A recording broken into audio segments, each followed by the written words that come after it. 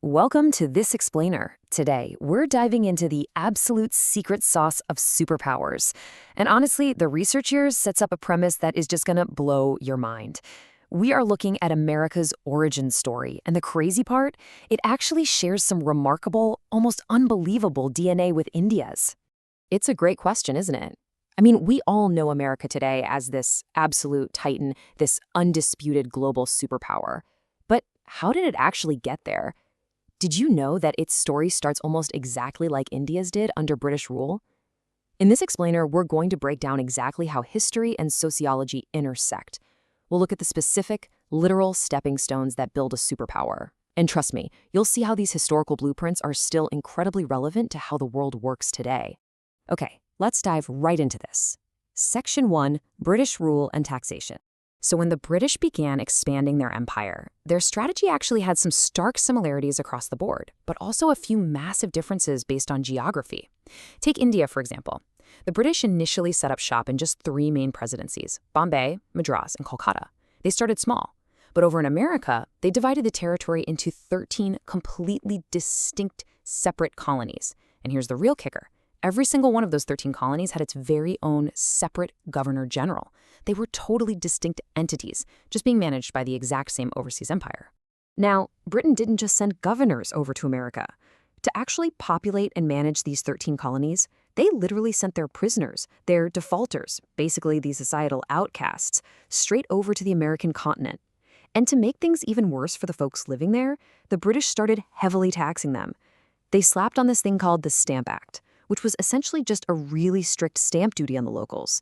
And, well, you can imagine, heavily taxing a population that already feels totally alienated, yeah, that's a recipe for some serious, deep-seated frustration. And that frustration, it boiled over into literally one of the most famous rebellion slogans in human history. The locals basically said, "No tax without representative." Their logic was super straightforward.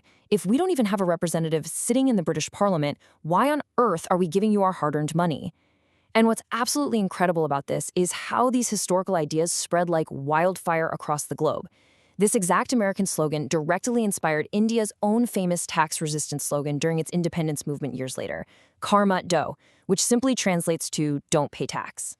Moving right along to Section 2, the Boston Tea Party. Here's what was happening at the time.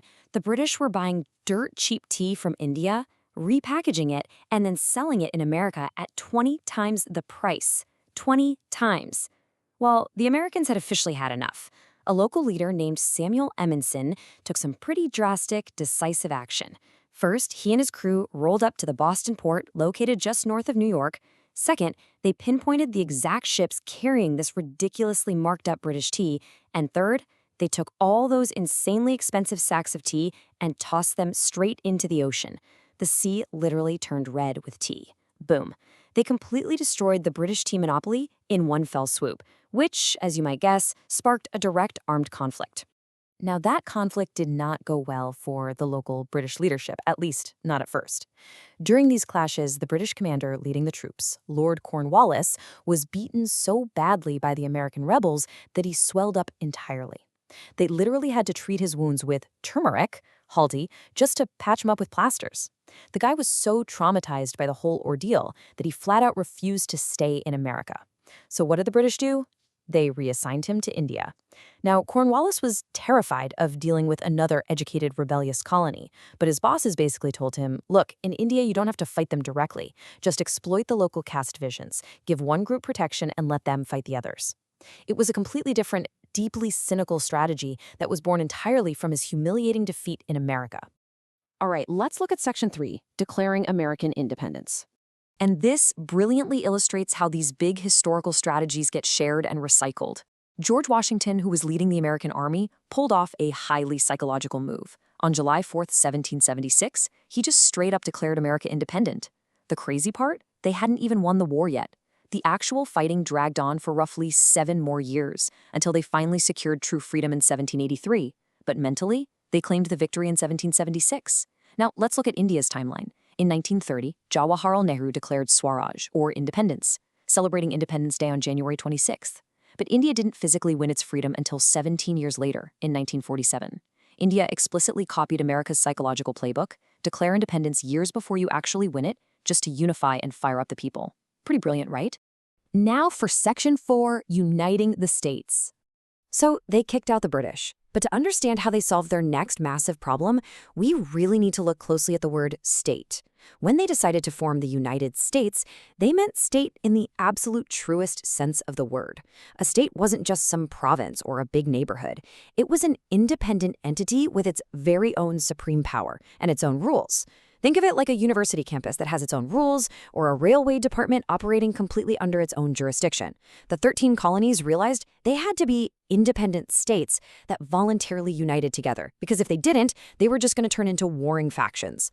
To keep these 13 incredibly powerful, independent states from turning on each other, they designed a highly specific system for unity. First off, they introduced dual citizenship. Basically, you're a citizen of your specific state, but also a citizen of America. Second, they made the paperwork to move between states incredibly easy, totally removing the friction of travel and relocation. And third, to stop interstate clashes over jurisdiction, they set up highly polite, super friendly local police protocols. Cops were trained to be service-oriented, actually greeting citizens with a good morning and politely asking for a license rather than defaulting to aggressive enforcement.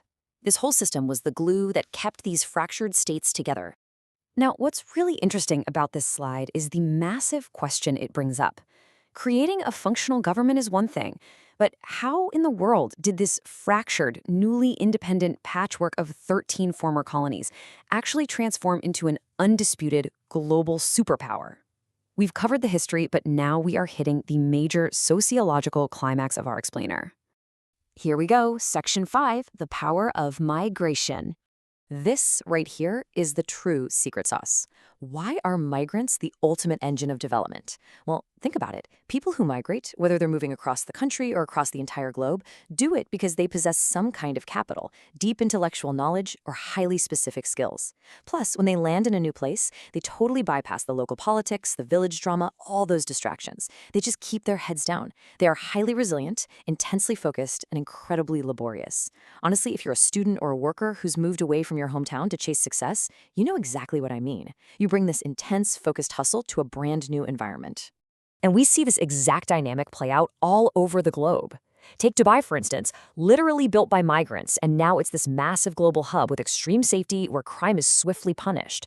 Singapore, completely built into an economic powerhouse by migrated populations. Look at Mumbai. Up to 80% of its top businesses are run by folks who migrated from places like Karnataka, Cheshire, or from within Maharashtra itself, like Nagpur. London is basically the ultimate destination for global wealth and migrating entrepreneurs.